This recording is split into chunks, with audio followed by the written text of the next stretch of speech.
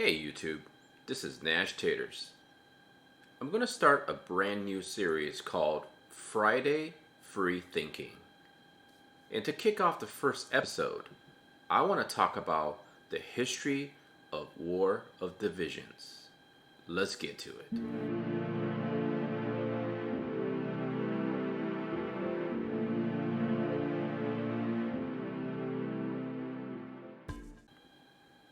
War of Divisions is co-developed by two companies, Square Enix and Gumi Inc. To better understand how this game came about, let's travel back in time and see how the two companies started. Let's begin our journey by talking about the company Enix. Enix was founded on September 22nd, 1975. By a Japanese architect turned entrepreneur, Yasuhiro Fukushima. Enix was focused on publishing games, and is perhaps most famous for publishing the beloved series Dragon Quest, a game that was developed by the company Chunsoft. The artist for the game was Akira Toriyama. You probably know him best as the creator of the beloved series Dragon Ball and Dragon Ball Z. The first game in the Famicom-based RPG series was released in 1986, and it would eventually go on to sell 1.5 million copies in Japan, establishing Dragon Quest as the company's most profitable franchise. Dragon Quest spawned so many sequels, and they were so popular that many people said that students in Japan would cut school just to get their hands on a copy of one of those Dragon Quest games. In a different part of Japan, in 1983, Square was started. October, a gentleman named Masafumi Miyamoto started the company as a computer game software division of Denyu-sha, a power line construction company owned by Mr. Miyato's father. Then, in September of 1986, the division was spun off into an independent company led by Miyamoto, officially named Square Company Limited.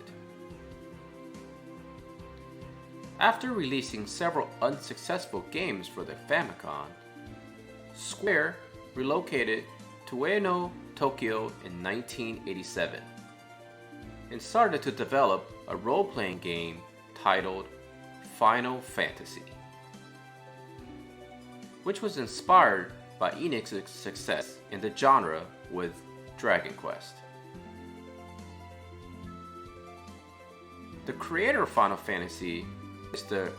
Hironobu Sakaguchi, had intended to make a role-playing game for a long time, but his employer Squaresoft refused to give him permission as it expected low sales of such a product. However, when the Dragon Quest RPG was released and proved to be a huge hit in Japan, Square reconsidered its stance on the genre and approved Sakaguchi's vision of an RPG inspired by both Ultima and Wizardry. For the longest time, Final Fantasy had its title named what it was due to two possibilities. For one thing, Sakaguchi's personal situation, as he would have quit the game industry and gone back to the university had the game not sold well. And second of all, Square was under the threat of bankruptcy at the time, which meant the game could have been the company's last. The original title was going to be called Fighting Fantasy. The word final replaced the word fighting because of those two reasons said beforehand. Final Fantasy was a success, with over 400,000 copies sold, and it became Square's main franchise, spawning dozens of games in a series that continues to the present. In June of 1997, a major change occurred in my life. a small title called Final Fantasy Tactics was produced in Japan. A team that previously did such titles as Ogre Battle and Tactics Ogre worked on this game. The writer and director was Yatsumi Matsuno. Final Fantasy Tactics went on to sell nearly 825,000 copies in Japan in the first half of 1997. And it ended the year at almost 1.24 million copies sold. This game received universal acclaim upon its release, and critical opinion of the game has improved further over time. Finally, on April 1st, 2003, Square Enix joined forces and merged into one company, intending to mutually decrease development costs and to compete with foreign developers. For me personally, Final Fantasy Tactics will always be one of my favorite games of all time.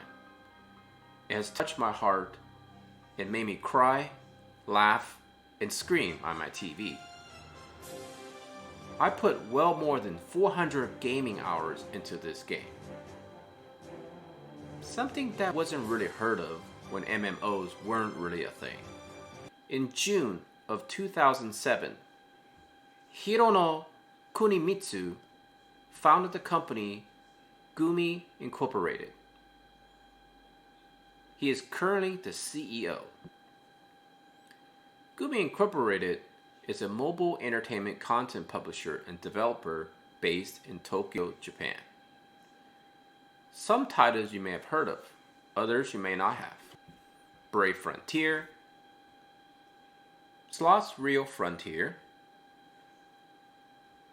The Alchemist Code, and the two most recent titles are games that are co-developed alongside with Square Enix. They are Final Fantasy Brave Exvius and War of the Visions Final Fantasy Brave Exvius. War of the Visions was announced in Japan on December 2nd, 2018 at the Final Fantasy Brave Exvius Fan Festa, a convention celebrating the original title's 3rd anniversary. The game is a spin-off of Final Fantasy Brave Exvius, and it draws inspirations from the Final Fantasy Tactics series of games. The game was released exclusively for Japan in November 2019, and a global version was released in March 2020. And that brings us back to present time. It is July 2020. This game has inspired me to create content on YouTube. The very first time I attempted to do anything on the internet in terms of expressing myself. I love this game very much, and I really hope you enjoyed this little journey that we took. The histories is rich for both companies. Square released many titles that will go on to become some of the greatest hits ever made in human history for video games. And Gumi has produced some well-known titles, such as The Alchemist Code, which this game is drawing heavily off of as well. As you can see, some of the footage I pulled clearly shows how the two games share many similarities. Currently, The Alchemist Code is doing really well on both iOS and Android. I hope that War of the Visions continue to surprise us. I feel that Square Enix and Gumi are two solid companies that have put a lot of effort into this game. They pay close attention to what the consumers want and have done an excellent job in terms of taking care of business when the game needed it. Overall, I hope this game stays around for a very long time. And until the day they announce they're shutting down the servers, I will continue to cover this game on my channel. I will continue to work on this series of Friday Free Thinking, and I will always try to bring in new topics that people will have a good time watching and a good time discussing. Until next time, take care of yourself and all your loved ones, Nashtaters out.